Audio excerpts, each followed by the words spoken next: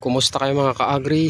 Isa na namang bagong araw ng ating vlog at i-share ko lang sa inyo itong nangyari dito sa aking alagang kambing dito sa buntis.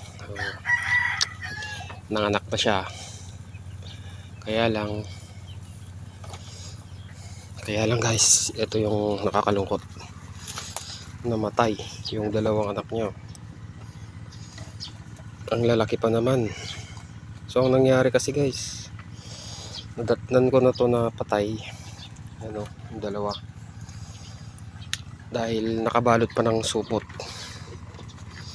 So isa lang ang naging cause ng pagkamatay ng mga to. Hindi sila nakahinga kasi nga hindi siguro na abot ng nanay nila. Kasi kapag ganyan kasi guys, na kumain ay nananganak, kinakain nung nanay yung yung nakabalot na supot dun sa mga anak. Pero ito wala. Sayang. Dalawa pa naman, dalawang babae. So mainam pa rin talaga na mabantayan yung ating mga alagang kambing, lalo na kapag malapit na mga anak. So wala tayong magagawa, ganun talaga. So ito yung dalawang anak niya, na nauna niyang anak, malalaki na. So sayang talaga. Kaya ang aking may papayo guys, kapag may mga buntis na kambing kayo, mainam na chine-check nyo sila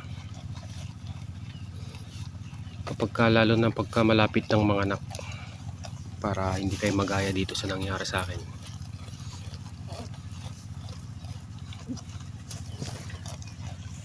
So yun lang yung may share ko sa inyo guys. Bawi na lang sa susunod siguro. Better luck next time. Ganun talaga ang buhay. So ilibing na lang natin tong dalawang to bago pa tuluyang bumaho.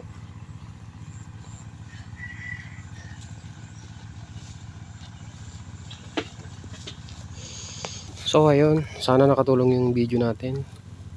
Paalala sa mga nag-aalaga ng kambing katulad ko, mga small time goat racer. So ayun lang. Thanks for watching and see you next video.